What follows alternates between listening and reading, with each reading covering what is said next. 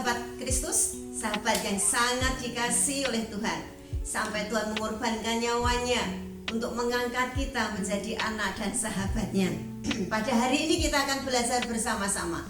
Di dunia ini ada statement yang mengatakan mata ganti mata, gigi ganti gigi, pembalasan lebih kejam daripada perbuatan. Sehingga ada yang mengatakan apa gunanya ada hukum, apa gunanya ada polisi kalau semua dimaafkan dan diampuni. Itu statement dunia.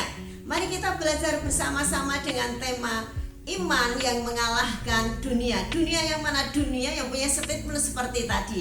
Kita belajar bersama-sama di dalam 1 Yohanes pasal 5 ayat 1 sampai dengan yang kelima. Mari kita baca bersama-sama. Setiap orang yang percaya bahwa Yesus adalah Kristus lahir dari Allah, dan setiap orang yang mengasihi Dia yang melahirkan, mengasihi juga Dia yang lahir daripadanya. Inilah tandanya bahwa kita mengasihi anak-anak Allah, yaitu apabila kita mengasihi Allah serta melakukan perintah-perintahnya. Sebab inilah kasih kepada Allah, yaitu bahwa kita menuruti perintah-perintahnya. Perintah-perintahnya itu tidak berat, sebab semua yang lahir dari Allah mengalahkan dunia. Dan inilah kemenangan yang mengalahkan dunia, iman kita. Siapakah yang mengalahkan dunia selain daripada dia yang percaya bahwa Yesus adalah Allah? Iman yang bagaimana yang bisa mengalahkan dunia? Dengan statementnya yang saya sebutkan tadi di atas. Yang pertama, iman yang percaya bahwa Yesus adalah Allah. Iman yang percaya bahwa Yesus adalah Tuhan. Iman yang semacam itu bisa mengalahkan dunia. Sebab Yesus yang mengambil alih kehidupan kita yang pendendam, mengambil alih kehidupan kita yang pembalas dengan kehidupan yang kasih Allah. Iman yang mengalahkan dunia yang pertama adalah iman yang percaya bahwa Yesus adalah Allah atau Yesus adalah Tuhan. Yang kedua, iman yang mengasihi Allah atau iman yang mengasihi dunia. Di dalam ayat yang kedua tadi disebutkan, inilah tandanya bahwa kita mengasihi anak-anak Allah apabila kita mengasihi Allah. Waktu Yesus ditanya murid-muridnya, hukum mana yang utama? Yesus menjawab di dalam Matius 22 ayat 37. Yesus menjawab, kasihlah Tuhan Allahmu dengan segenap hatimu dan dengan segenap jiwamu dan dengan segenap akal budimu. Kasihlah Tuhan Allahmu, yaitu Yesus Kristus, dengan segenap kehidupanmu, dengan seluruh kehidupanmu. Iman yang seperti itu, iman bisa mengalahkan dunia. Kemudian yang ketiga, iman macam apa yang bisa mengalahkan dunia? Iman yang melakukan semua perintah-perintah Tuhan.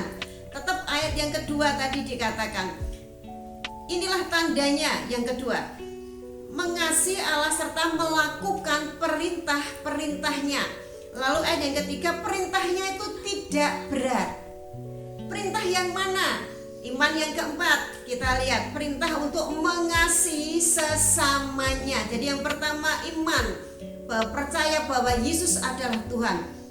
Yang kedua, iman mengasihi Allah. Yang ketiga, iman melakukan perintah-perintah Allahnya. Yang keempat, perintah yang mana? Itu iman yang keempat adalah mengasihi sesamanya.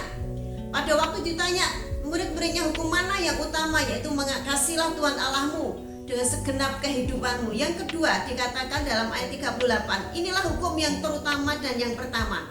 Dan hukum yang kedua yang sama beratnya dengan itu ialah kasihlah sesamamu manusia seperti dirimu sendiri. Di dalam ayat yang ketiga dikatakan perintah itu tidak berat. Perintah yang mana? Mengasihi sesama manusia, mengasihi saudara kita, mengasihi orang yang memusuhi kita, mengasihi orang yang berbuat jahat kepada kita, bisa mengampuni. Sehingga tidak ada statement mata ganti mata, gigi ganti gigi, pembalasan lebih kejam daripada perbuatan. Iman semacam itulah yang bisa mengalahkan dunia, bisa mengalahkan statement dunia, karena iman yang penuh pengampunan, iman yang penuh kasih kepada Allah. Di dalam 1 Yohanes pasal 4 yang ke-20 mengatakan demikian, jikalau seorang berkata aku mengasihi Allah dan ia membenci saudaranya, maka ia adalah pendusta.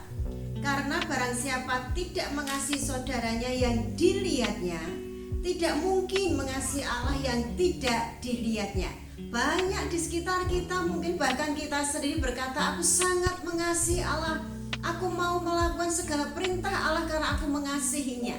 Tetapi di dalam 1 Yohanes 4 ayat 20 ini cukup tegas mengatakan, kalau kita mengatakan mengasihi Allah dengan segenap hidup kita, tetapi kita membenci saudara kita, membenci sesama kita, itu sama dengan pendusta. Itu sama dengan menipu diri sendiri. Sebab kalau kita tidak bisa mengasihi saudara kita yang kelihatan, bagaimana kita bisa mengasihi Allah kita, Tuhan kita yang tidak kelihatan? Oleh karena itu tekanan utama pada malam hari ini, mengasihi Tuhan dengan segenap hidup kita dan mengasihi sesama kita seperti kita mengasihi Tuhan. Itu tidak sulit, kata dalam 1 Yohanes 5 ayat 3 tadi. Perintah itu tidak berat, sebab ada Tuhan dalam kehidupan kita yang melakukannya.